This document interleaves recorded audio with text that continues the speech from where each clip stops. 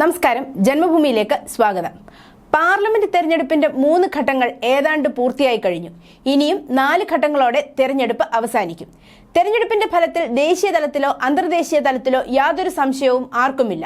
ബിജെപിയും പ്രധാനമന്ത്രി നരേന്ദ്രമോദിയും വീണ്ടും അധികാരത്തിൽ വരും എന്ന് മാത്രമല്ല, ലോകത്തിന്റെ നെറുകയിലേക്ക് അദ്ദേഹം ഭാരതത്തെ നയിക്കും എന്ന കാര്യത്തിലും സംശയമില്ല. ഒരു പ്രധാനമന്ത്രി സ്ഥാനാർത്ഥിയെ പോലും ഉയർത്തിക്കാട്ടാനാകാതെ പരസ്പരം പോരടിച്ച് ചെളിവാരി എറിഞ്ഞ് തമ്മിൽ മത്സരിക്കുന്ന ഇന്ത്യ സഖ്യമാണ് ബിജെപി എതിരിടാൻ രംഗത്തുണ്ടായിരുന്നത്.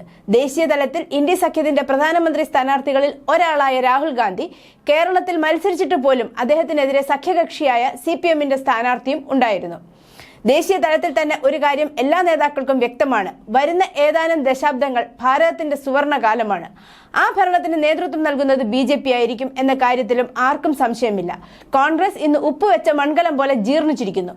കൊള്ളാവുന്ന കോൺഗ്രസ് നേതാക്കളിൽ ഭൂരിപക്ഷവും BJP-യിലേക്ക് എത്തിയിരിക്കുന്നു. ഈ തെരഞ്ഞെടുപ്പിന് അല്ലെങ്കിൽ അടുത്ത തെരഞ്ഞെടുപ്പിന് അധികാരത്തിലേറാമെന്നോ അല്ലെങ്കിൽ BJP-ക്ക് ശക്തിയായ ഒരു മത്സരം നൽകാൻ കഴിയുമെന്നോ സംഘടനാ സംവിധാനമായി മാറാൻ കഴിയുമെന്നോ ഉള്ള പ്രതീക്ഷ ഇന്ന് കോൺഗ്രസിൽ ഇല്ല. മാത്രമല്ല, പ്രതിപക്ഷ നേതാവ് ഉണ്ടാകാനുള്ള ശക്തിയെങ്കിലും, അതായത് മൊത്തം ലോക്സഭാ സീറ്റിന്റെ 10% ഭാരതത്തിൽ നിന്ന് മുഴുവനായി സമാഹരിക്കാനുള്ള ശേഷി പോലും കഴിഞ്ഞ 2 തവണയും കോൺഗ്രസിനുണ്ടായില്ല. അതേസമയം വ്യാജഗാന്ധി കുടുംബപ്പേരിൽ നെഹ്റു കുടുംബത്തിന്റെ കൈവശം പാർട്ടിയും അധികാരവും മാത്രമല്ല, പാർട്ടിയുടെ സ്വത്ത് പോലും നിലനിർത്താനുള്ള ശ്രമമാണ് സോണിയയും രാഹുലും പ്രിയങ്കയും ഇന്ന് നടത്തുന്നത്. നാഷണൽ ഹെറാൾഡ് കേസിൽ ഇത് വ്യക്തമായി കണ്ടതാണ്. ആയിരക്കണക്കിന് കോടി രൂപ വിലയുള്ള ഡൽഹിയിലെയും മുംബൈയിലെയും കണ്ണായ പ്രദേശങ്ങൾ തുച്ഛമായ കോടികൾക്ക് പോക്കറ്റ് കമ്പനി ഉണ്ടാക്കി സ്വന്തമാക്കിയതും രാഹുലും സോണിയും ചേർന്നാണ്. കുടുംബവാഴ്ചയ്ക്കെതിരെ കോൺഗ്രസിൽ എതിർപ്പ് ഉയരുകയും പാളയത്തിൽ പട ഉടലെടുക്കുകയും ചെയ്തതാണ്. സോണിയ നേരിട്ട് അധ്യക്ഷ സ്ഥാനം ഏറ്റെടുത്ത് പാളയത്തിലെ പട ഒതുക്കിയെങ്കിലും ഒരു ചടുലമായ സംഘടനാ സംവിധാനത്തോടെ ജനാധിപത്യ സംവിധാനത്തിൽ അനിവാര്യമായ ശക്തമായ പ്രതിപക്ഷം എന്ന നിലയിലേക്ക് ഉയരുന്നതിൽ കോൺഗ്രസ് പൂർണ്ണമായും പരാജയപ്പെട്ടു. ഈ പരാജയമാണ് ഇന്ന് ദേശീയ തലത്തിൽ കോൺഗ്രസിൽ നിന്ന് BJP-യിലേക്കുള്ള ഒഴുക്കിന് കാരണം.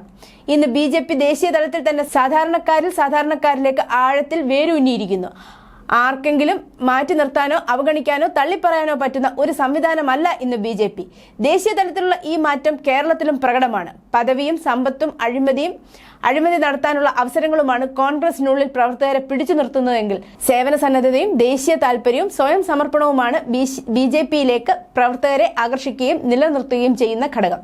AP അബ്ദുള്ളക്കുട്ടിയും അനിൽ ആന്റണിയും പത്മജ വേണുഗോപാലും അടക്കം പ്രമുഖരായ കോൺഗ്രസ് നേതാക്കൾ കേരളത്തിലും BJP-യിലേക്ക് എത്തിയിരിക്കുന്നു.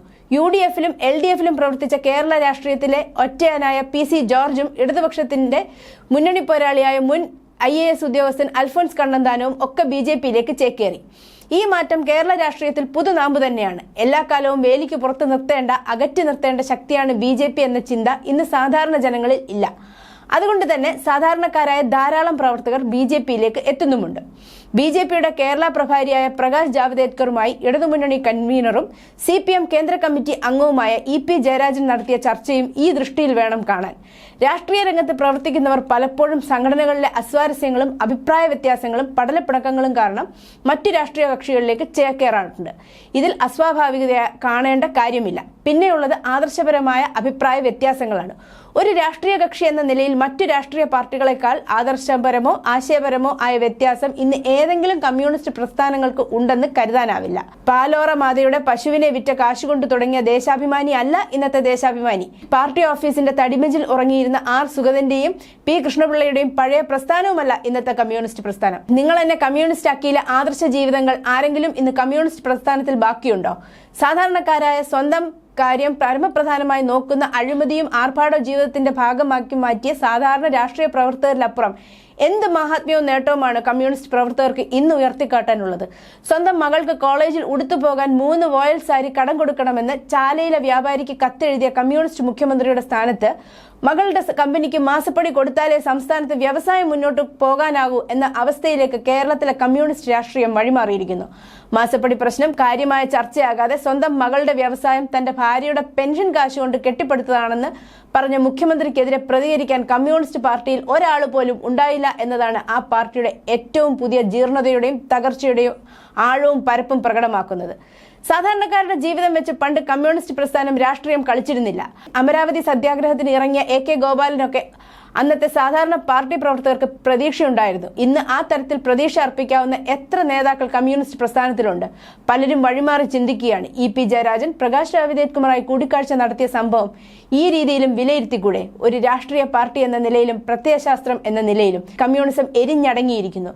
കേരളത്തിൽ മാത്രം കൂട്ടുകക്ഷിയായി ഇസ്ലാമിക് തീവ്രവാദികളുടെ പിന്തുണയോടെ അവരുടെ കാവലാളായി അവരുടെ അഭയ കേന്ദ്രമായി മാറിയിരിക്കുന്ന കമ്മ്യൂണിസ്റ്റ് പ്രസ്ഥാനത്തിന് ഒറ്റയ്ക്ക് മത്സരിച്ചാൽ ഈ ഭൂരിപക്ഷം കിട്ടുമെന്ന് ഉറപ്പു പറയാൻ കഴിയുമോ? കെ.ടി. ജലീൽ മുതൽ മുഹമ്മദ് റിയാസ് വരെയുള്ളവരെ പാർട്ടി പട്ടം കൊടുത്ത് മുൻപിൽ എഴുന്നള്ളിച്ച് നിർത്തി ഇസ്ലാമിക ഭീകരതയ്ക്ക് മുൻഗണന കൊടുക്കുന്ന സംവിധാനം ഇല്ലെങ്കിൽ എത്ര കാലം ഇനി CPM-ന് മുന്നോട്ട് പോകാൻ കഴിയും?